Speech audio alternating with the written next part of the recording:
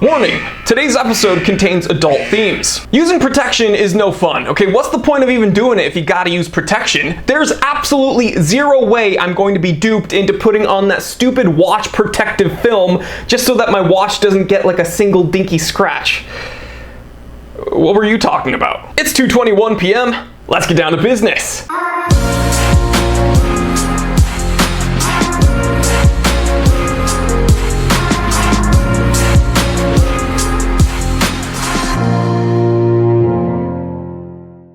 Okie dokie. So guys, remember that amazing, satisfying feeling of bringing your brand new watch home for the first time and just peeling away that plastic film, making it yours once and for all? Well, you can't do that anymore. That's right. Allegedly, Rolex's current standard operating procedure is for the sales associate to remove that plastic before you take your new watch home.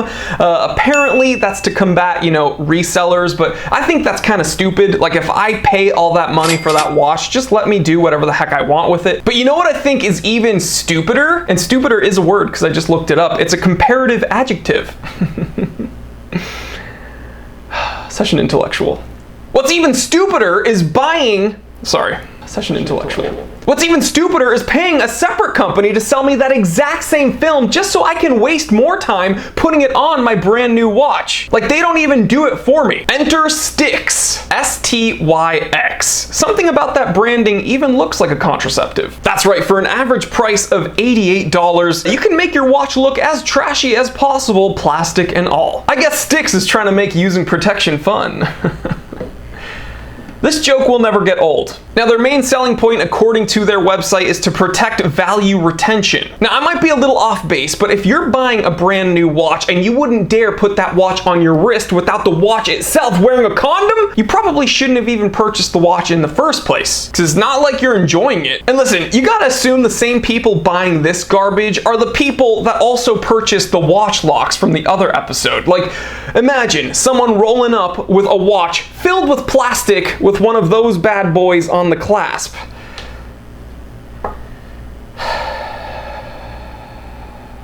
I think the moral of the story here is you gotta buy what you enjoy and you can't be scared to enjoy what you buy. I remember in the 90s, a lot of people were driving around with car bras on their vehicles, and I never understood that. Like, what's the point of driving around with that stupid black vinyl on the front of your car if it makes your car look stupid? Because on one end, you're trying to protect the car's looks, but then when you look at the car, it's just an utter eyesore. Now, I get it. These Styx watch protective films, they're clear, so, you would hope that if you put them on correctly, you won't notice it. But I have a feeling most people probably aren't going to put them on correctly, and then who knows if they eventually become discolored or if you catch some sediment under that, and then you have some little specks and some dust underneath the protective film. It's like putting on a screen protector incorrectly on your iPhone. It makes it look just disgusting. We need to stop buying junk in regards to wristwatches, because let's face it, wristwatches are expensive enough. So I've made a little bit of a list on the things that I use for my wristwatches that aren't the watches themselves, and here's what it is, okay? A watch toolkit. I use that to change out spring bars, do simple tasks when it comes to my watches, maybe pop a bezel off if I want to change it out or if I want to clean it out. And speaking of changing out watch straps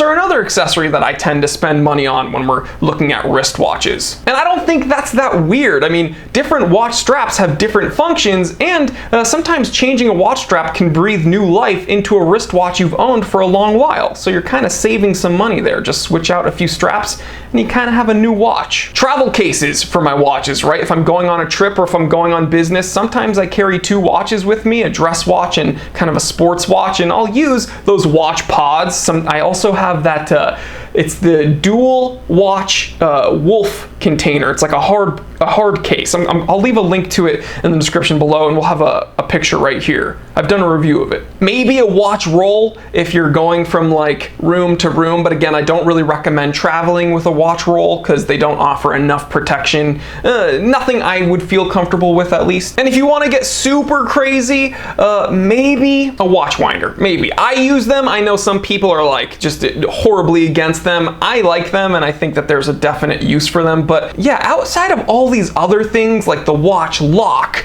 and these watch condoms and things like that stupid initial link contraption, you can literally put a letter on one of your Rolex Oyster case links. Not only is that like directly going to scuff up that link, it looks so trashy. But hey, I mean, do what you want. If this makes you feel more confident and more comfortable wearing your watch, then I guess do it. But in my opinion, this is such a waste of money, and it just feels like a money grab. Like, people are selling you solutions to problems that don't really exist. Are you buying a watch like with the intent of selling it? That's not how I purchase my watches. And listen, I've had watches for a very long time, and I own a lot of watches that are much, much older than me, and they're not even that scuffed up. So forgive me, but I just do not see a use for these condoms. How many? I don't think I've ever said condom in an episode, and I think I've said it. How many times have I said it, guys? Comment in the description, comment in the comment section below. Actually, you know what, Gato, just do a tally right here so people don't have to do that.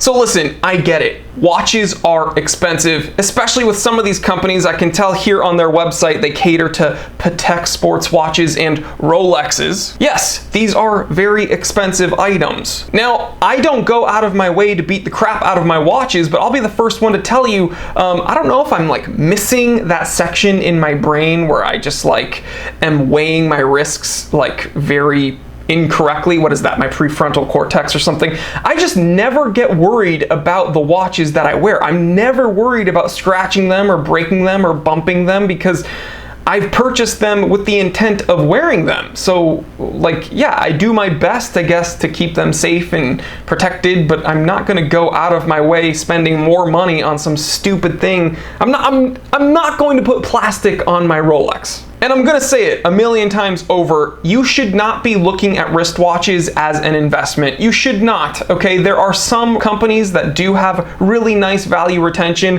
Rolex tends to be one of them, but you shouldn't be buying it trying to keep it safe for the next guy. It's just, it makes me feel really weird. If you spent the money on your watch, wear it proudly, and have some fun with it. But let me know what you think. This was kind of a shorter watch rant, and I definitely didn't explode, but it's, yeah, a few of you guys sent me links to my Instagram. They're like, get a load of this company. And the weird thing is some larger watch journalists in the watch world were promoting this, and I don't get it. I don't understand it. But again, leave me that comment and let me know how you feel about this. All right, guys, well, enjoy the rest of your weekend. Again, this is a Friday watch rant. I always have fun doing this, and most of my ideas for these episodes come from you knuckleheads sending me ridiculous products in my inbox, whether it be a stupid fashion watch company or dumb money grabs like this. I thank you for letting me know about these things, because although it makes me very sad to see these things come to fruition, I have a whole lot of fun making these episodes, so I appreciate it. Again, you can find me on Instagram at The Simple Consultant. Please join the channel, become a certified T3 bot. $4.99 a month gets you 6 pieces of content a week with access to the members only Discord chat. Check out all the affiliate links in the description below, and yeah, check out my personal website, www.thetimetellershop.com. Like, comment, and subscribe. Share this with everyone you know. I'm Jory Goodman, the Time Teller, and always remember, I didn't invent time. I just tell it. Wonder if I said condoms 69 times. That would be incredible. That would be chef's kiss.